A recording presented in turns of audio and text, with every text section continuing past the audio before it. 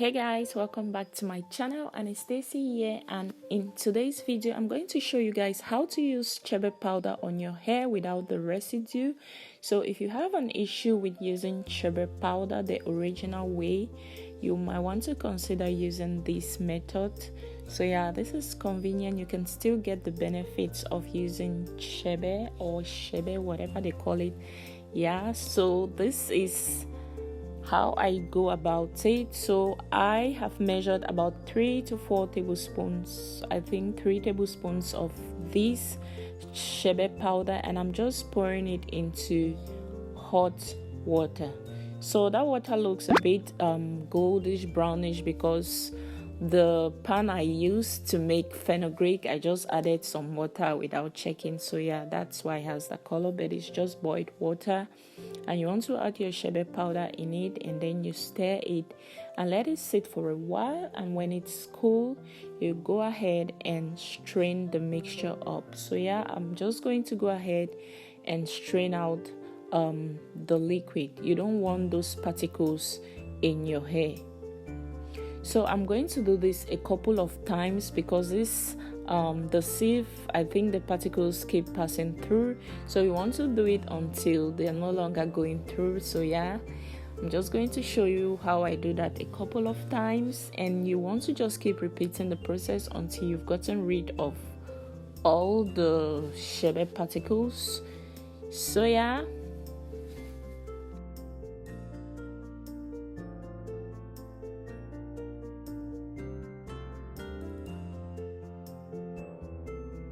next, I'm going to add a tablespoon of castor oil into the Chebe infused water and then just stir it up. You know, castor oil is very amazing for hair growth, so I'm going to add that into it.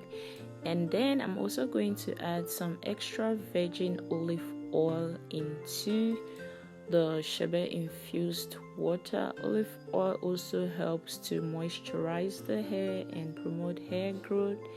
So yeah, I love to use this oil, and I'll just go add some. And finally, I'm going to add rosemary essential oil. So this is very amazing for hair growth. You can just add a few drops just to give your Chebe infused water some good smell. And yeah, it also works amazingly to promote hair growth. Just stir it well and then transfer it into a spray bottle. So now we obviously know that water and oil do not mix. So yeah, before you use this spray on your hair, you want to make sure you shake it up before you spray it to your hair. This way they blend at that moment so that you can get the benefits.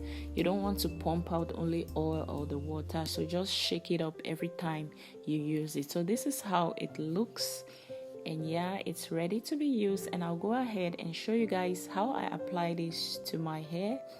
Especially, you want to, like I always say, you want to focus on your scalp first because that's where your hair grows from.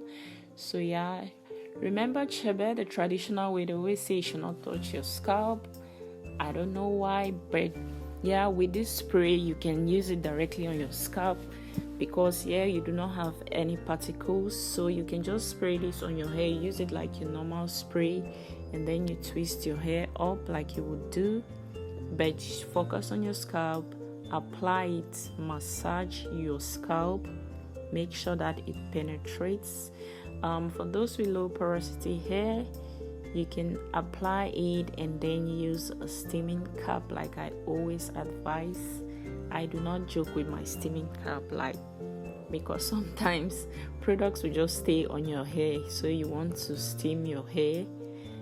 So yeah, this is how I use my Chebe powder when I don't want to deal with the particles and all of that. So at this point, you're still getting all the benefits of using Chebe powder on your hair without going through all the hassle of the particles. If you've done the original or I always say original, if you've done the traditional treatment, then you know what I'm talking about. If you've not done that, you can check the video I'm going to link below, how to use Chebe powder. That's another convenient way for those who want to do it that way. So yeah, you can check that out. I'm going to leave the link to that in my description, so make sure you check it out. Let me know in the comment section below if you want to see me do like a 1 month Chebe hair growth challenge with measurements and from day 1 to the last day and all of that. Yeah, if you want to see a hair growth Chebe challenge or something like that, like me using Chebe on my hair for a period of 1 month just to see how it grows, make sure you leave that in the comment section below and I'll be sure to do that. So thank you so much for watching this far. If you've made it this far, you're a real one and I do appreciate you. Thank you so much. So I always get questions of how long you can keep your DIYs in the fridge before they go bad. I would say not more than 5 days in my opinion, because I am personally scared to use my DIYs after 5 days. So I prefer to make smaller batches that you can just use for 3 to 5 days and then you discard the rest if there's still some and make a fresh new batch.